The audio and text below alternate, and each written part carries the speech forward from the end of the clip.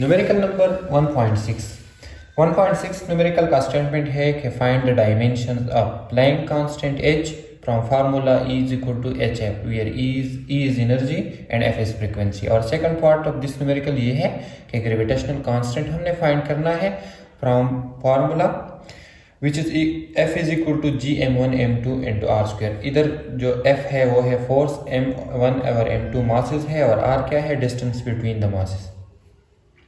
अब हम किस तरह इस न्यूमेरिकल में डायमेंशंस फाइंड करेंगे, तो ए पार्ट इसका क्या है, ए पार्ट है कि हमने प्लैंक कांस्टेंट की डायमेंशंस फाइंड करनी है। किस तरह, फार्मूला है E is equal to H F. E इधर हमारे पास क्या है, E एनर्जी है, H प्लैंक कांस्टेंट है और F हमारे पास क्या है, फ्रीक्वेंसी।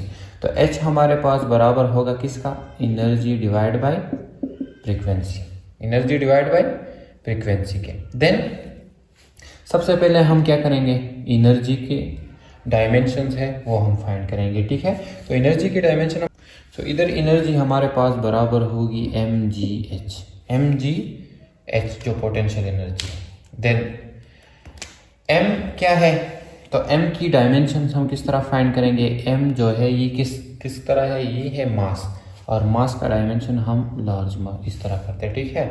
जी क्या है, ग्रेविटेशनल एक्सेलरेशन, और ग्रेविटेशनल एक्सेलरेशन किस चीज़ के बराबर होता है, इसका यूनिट क्या है, मीटर पर सेकंड स्क्वायर। अब इधर मीटर क्या है, मीटर है लेंथ का यूनिट, ठीक है। तो एक होगा क्या, लेंथ डिवाइडेड बाई एस क्या है, सेकंड, और सेकंड किसका यूनिट है, टाइम का, और ये क्या है, स्क्वायर, तो ये हो जाएगा टाइम स्क्वायर, ठीक है। देन h क्या है, h भी हाइट है जो कि डिस्टेंस हमारे पास यूज होता है। ये किसका यूनिट है, ये भी लेंथ का यूनिट है, ठीक है। ये भी किसका यूनिट है, लेंथ का। तो लेंथ और लेंथ आपस में मल्टीप्लाई होकर ये इस तरह हो जाएगा, मास लेंथ और लेंथ स्क्वायर, और ये ऊपर आ जाएगा तो टाइम क्या हो जाएगा, -2, पावर क्या हो जाएगा, -2। तो ये हो गया एनर्जी।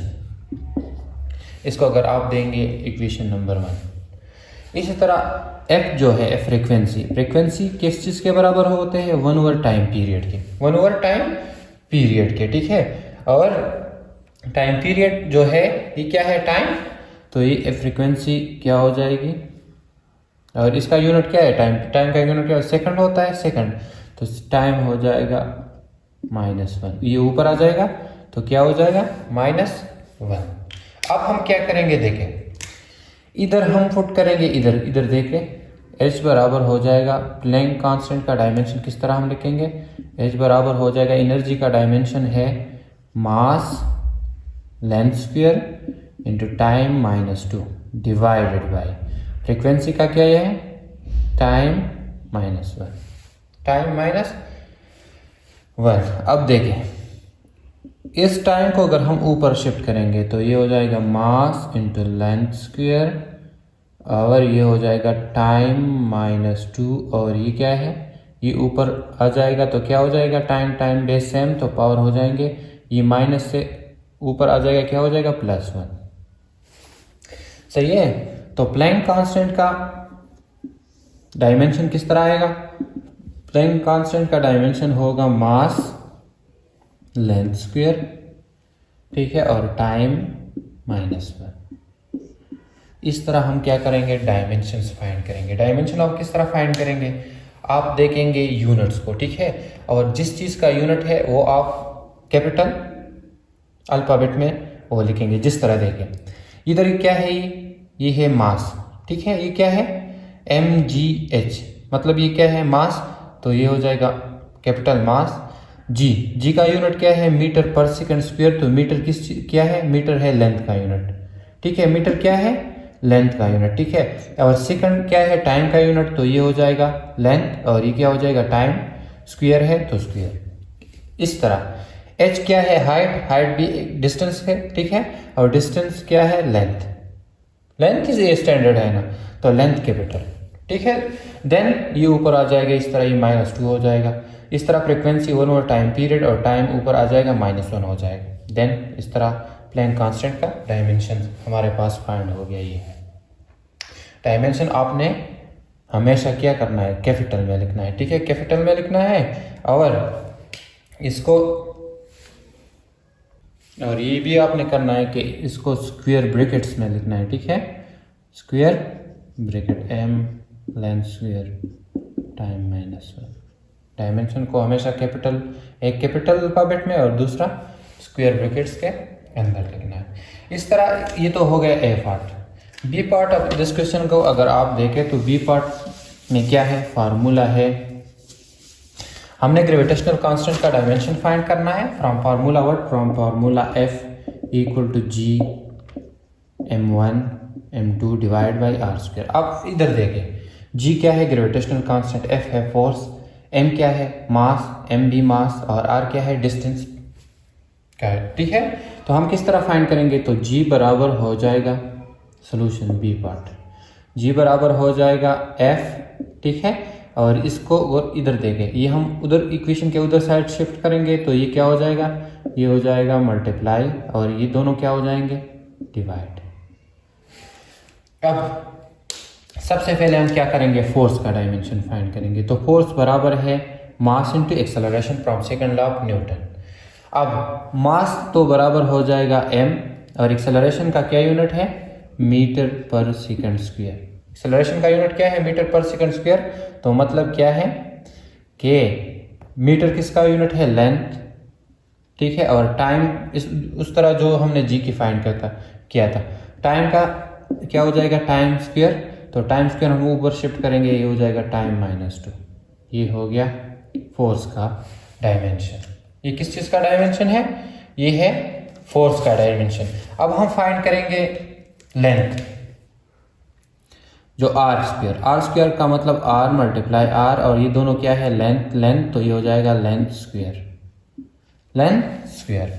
देन दो मासेस है, तो मासेस का हमारे पास किस तरह डायमेंशन आएगा, मास हो जाएंगे कैपिटल मास और दोनों स्क्वायर।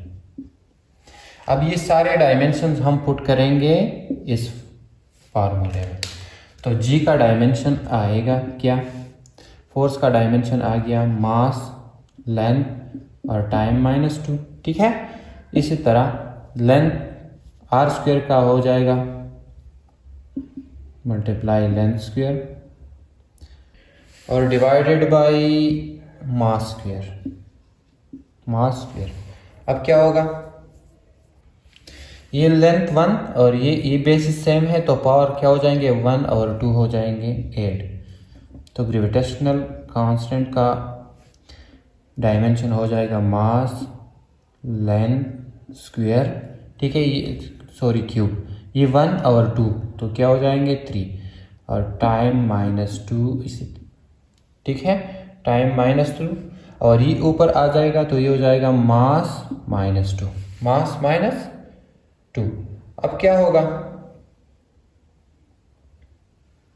इधर देखिए, ये है -2 और इसका पावर क्या है +1, ये मैथमेटिक्स है सारे, ठीक है। तो ये हो जाएगा ग्रेविटेशनल कांस्टेंट +1 और -2 के बेसिस से, तो पावर हो जाएंगे 8। तो -2 और +1 से आएगा -1 इंटू लेंथ क्यूब और टाइम स्क्वायर। तो ये हो गया ग्रेविटेशनल कांस्टेंट का टाइम पीरियड। इस तरह हम टाइम पीरियड न्यूमेरिकल नंबर 1.7 या 7 number numerical, show that kinetic energy half mv square and potential energy mgh and dimensionally correct. तो इसका एफ पार्ट क्या है, kinetic energy which is equal to half mv square. अब हमने क्या करना है, इस लेफ्ट हैंड साइड और राइट हैंड साइड की डायमेंशंस फाइंड करनी है, और हमने ये प्रूव करना है कि जो ये डायमेंशन आएगा काइनेटिक एनर्जी का, लेफ्ट हैंड साइड और राइट हैंड साइड, ये दोनों आपस में क्या होंगे, सेम। तो हमें मालूम है कि काइनेटिक एनर्जी बराबर होती है जब कोई वर्क डन होता है, मतलब एनर्जी हम किसे कहते हैं, the ability of body to do work, मतलब जब कुछ वर्क होता है तो इसको हम कहते हैं एनर्जी।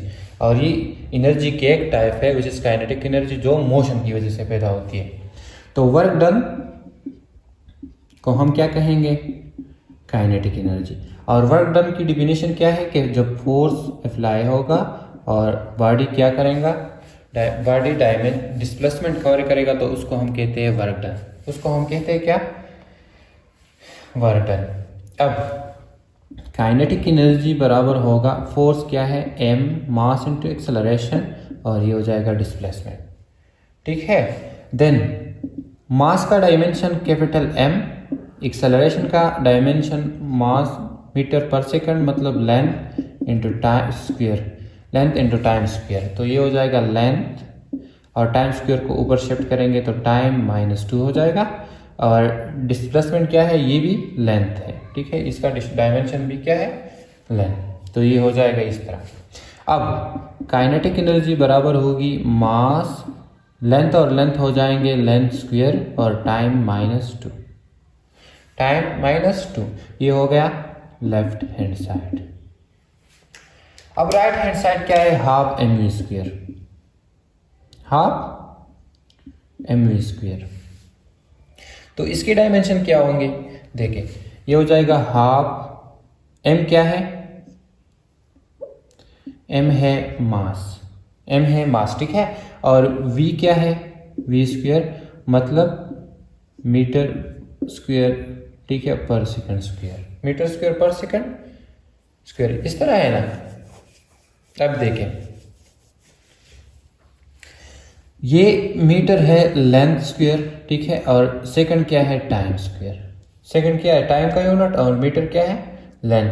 तो लेंथ स्क्वायर टाइम स्क्वायर, ठीक है। तो ये आ जाएगा लेंथ स्क्वायर इनटू, और टाइम स्क्वायर को ऊपर शिफ्ट करेंगे तो ये हो जाएगा -2, ये हो जाएगा क्या, -2। अब इसको देखें, मीटर लेंथ स्क्वायर और टाइम -2 और मीटर लेंथ स्क्वायर टाइम -2 दोनों सेम है कि नहीं। तो हमारे पास जो लेफ्ट हैंड साइड के डायमेंशंस हैं वो बराबर हो गए राइट हैंड साइड के डायमेंशन के। सो 7 नंबर न्यूमेरिकल का सेकंड पार्ट क्या है कि पोटेंशियल एनर्जी जो इक्वल है किसकी, mgh। इसको आपने प्रूव करना है कि लेफ्ट हैंड साइड और राइट हैंड साइड के डायमेंशंस क्या है, सेम। तो potential energy, what is the potential energy, ये भी एनर्जी की एक टाइप है, ठीक है। और एनर्जी हम किसे कहते हैं, जब वर्क डन होता है, ठीक है, जब वर्क डन होता है। और वर्क डन हम किसे कहते हैं, मतलब force into displacement, force into displacement. तो पोटेंशियल एनर्जी बराबर होगी, फोर्स बराबर है मास इंटू एक्सेलरेशन, और ये हो जाएगा डिस्प्लेसमेंट। उसी तरह सेम जिस तरह काइनेटिक एनर्जी का था। तो मास क्या होगा, मास का डायमेंशन m, एक्सेलरेशन का डायमेंशन लेंथ, ठीक है, इनटू टाइम -2, और डिस्प्लेसमेंट का डायमेंशन भी लेंथ। तो ये हो जाएगा मास l स्क्वायर इंटू t -2, ये हो गया पोटेंशियल एनर्जी का डायमेंशन। अब हम जो राइट हैंड साइड है क्या, mgh, इसकी डायमेंशन फाइंड करेंगे। तो m है मास, g है ग्रेविटेशनल एक्सेलरेशन, और इसका डायमेंशन क्या है, लेंथ, ठीक है, इनटू टाइम -2, और h भी क्या है, हाइट, और हाइट क्या है, लेंथ। तो ये हो जाएगा मास l स्क्वायर और टाइम -2। तो दोनों क्या है, लेफ्ट हैंड साइड और right hand side dimensionally correct. ये हो गया न्यूमेरिकल नंबर 1.7 का लास्ट पार्ट। और इस तरह न्यूमेरिकल चैप्टर नंबर 1 सॉल्व हो गए। एनी क्वेश्चन, अगर आपको कोई मुश्किल है या किसी जगह आप समझ नहीं गए हो तो आप कमेंट कर सकते हैं, मैं कोशिश करूँगा कि वो मसला सॉल्व हो जाए।